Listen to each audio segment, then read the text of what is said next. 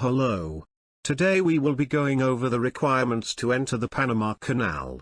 As many of you may already know, the Panama Canal Authority, also known as the ACP, has set out rules, regulations, and limitations for vessels that wish to enter their canals.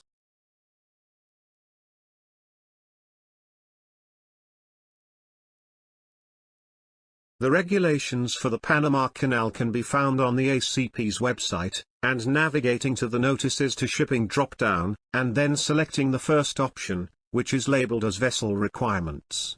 As well, there are multiple other notices posted here. Looking at the table of contents, it outlines many requirements that vessels must meet. Notably, size and draft limitations of vessels. While the document outlines other requirements such as navigation bridge requirements, the section we are concerned with is Section 2. This section gives length requirements for vessels transiting the Panamax Canal and the Neo-Panamax Canal, draft considerations, and maximum width. The maximum length overall including bulbous bow for commercial or non-commercial vessels acceptable for regular transit of the Panamax locks is 289.6 meters, except passenger and container ships which may be 294.43 meters in overall length.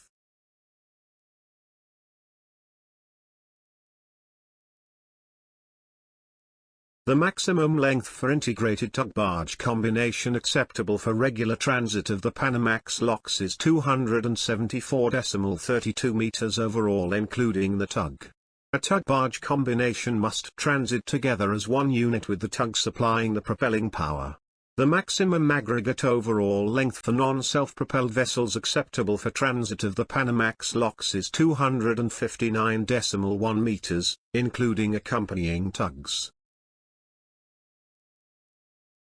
The maximum beam for commercial or non-commercial vessels and the integrated tug-barge combination acceptable for regular transit of the Panamax locks measured at the outer surface of the shell plate and all protruding structures below the lock walls is 32.31 meters.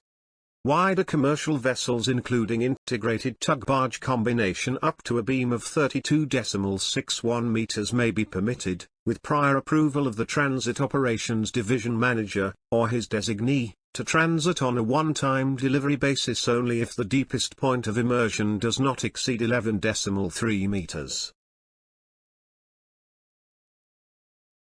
The maximum beam for non-self-propelled vessels, other than integrated tug-barge combinations, acceptable for transit is 30.5 meters. One-time transit of wider vessels may be permitted with prior approval of the Transit Operations Division Manager, and subject to requirements listed in paragraph 2(I)(9). Vessels that carry cargo within 2.5 centimeters or less of the extreme beam must have approved provisions, such as rubbing bands, to protect the cargo should the vessel rest alongside the wall while in the chamber. The maximum permissible draft for canal transits using the Panamax locks has been set at 12.04 meters.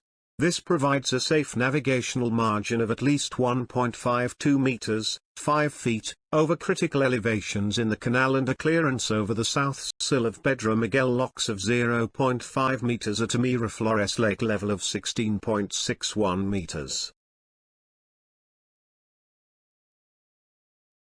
The new locks, also known as the Neo-Panamax locks, finished in 2016 allow for larger ship sizes. Similar to the previous dimension requirements, but larger values permitted.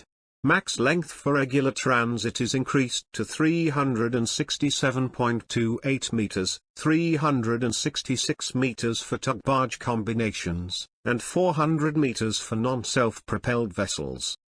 Max beam for commercial and tug-barge combinations is increased to 51.25 meters, and 49 meters for non-self-propelled vessels. Max draft is increased to 15.24 meters.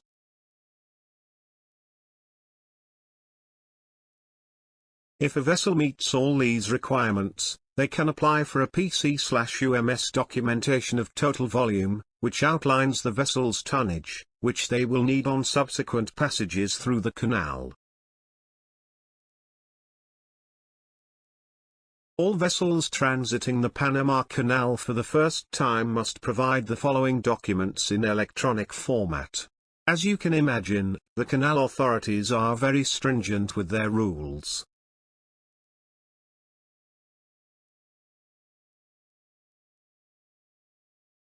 That concludes this presentation on the Panama Canal requirements.